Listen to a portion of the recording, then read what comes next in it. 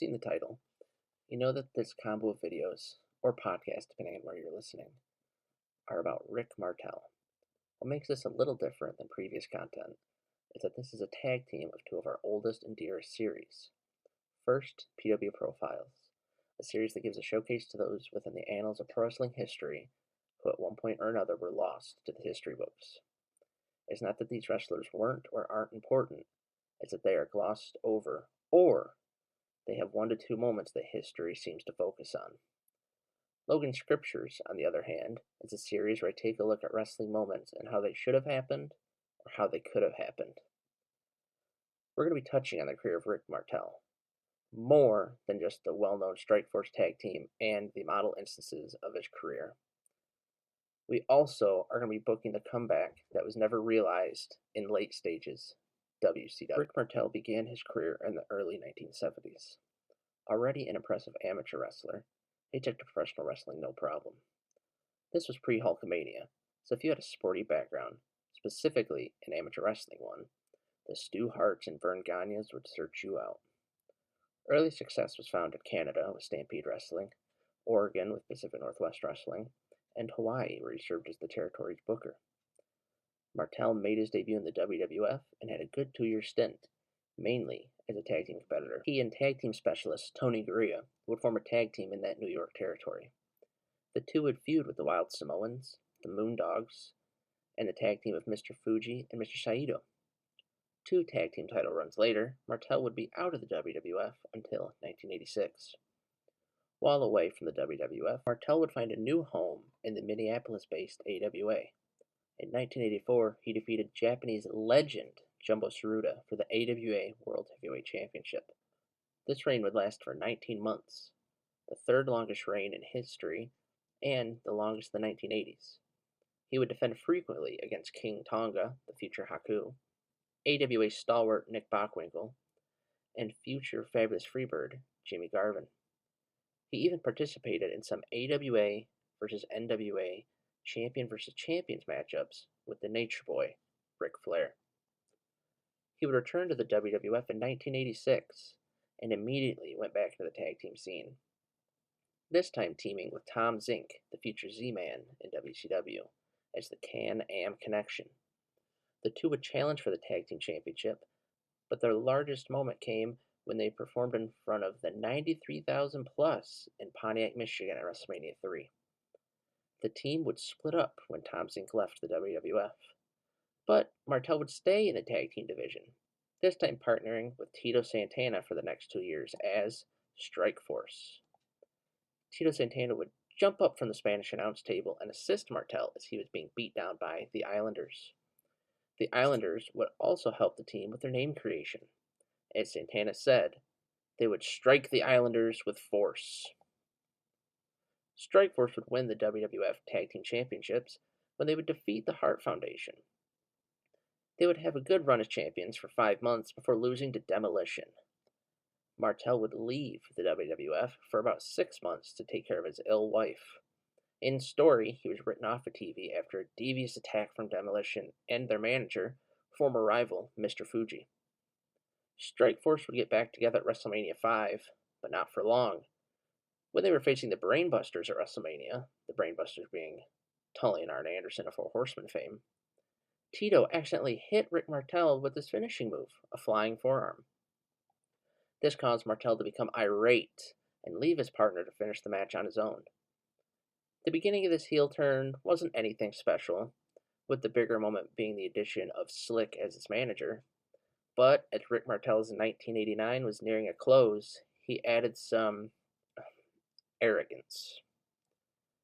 Late 1989 saw the birth of the model Rick Martel, a new narcissistic gimmick for Martel, complete with a giant pin that read, "Yes, I'm a model," and his own cologne, called Arrogance, which, as time would show, he would use this in the eyes of his opponents.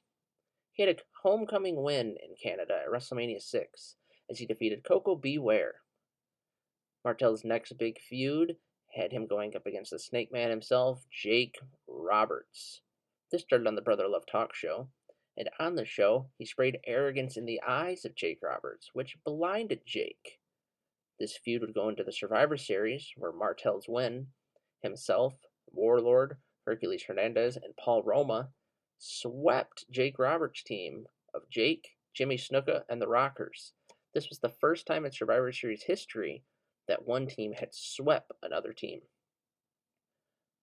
Martel then would set the standard in that following year's Royal Rumble match, lasting 53 minutes, and continuing his feud with Jake Roberts by eliminating Jake.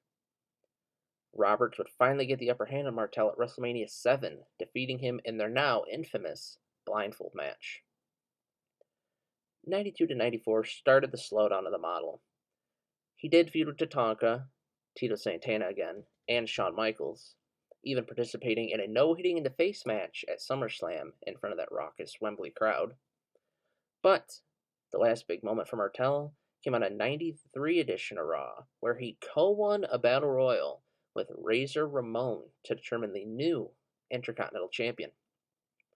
He would unfortunately lose the match against Razor Ramon to determine who the new champion truly was. The 1995 Royal Rumble was the last time Martel was on the WWF/WWE TV screens until he was brought back for an appearance at Vengeance 2007, helping other legends deal with Deuce and Domino after a beatdown. A cross-generational WWF/WWE talent, we are still shocked Martel has not been inducted into the company's Hall of Fame. Martel worked in other small promotions until 1997. He would team with Don Callis, even facing a young Edge and Christian. It was in this team with Callis, the Supermodels, that the WWF expressed interest. Martel first mentioned this in a shoot interview, and Callis corroborated it in a WWF.com article. Had money not been an issue, we may have seen the model back in a WWF ring during the Attitude Era. In 1998, Martel debuted in WCW and almost instantly began ingrained in the television title picture. He failed to win the title at that year's NWO Sold Out pay-per-view, but did win it on the February 16th Monday Nitro. This title reign and mainstream comeback would not be for long. At Super Bowl 7, Rick Martel tore a ligament in his knee in a match with 5-time WCW champion Booker T.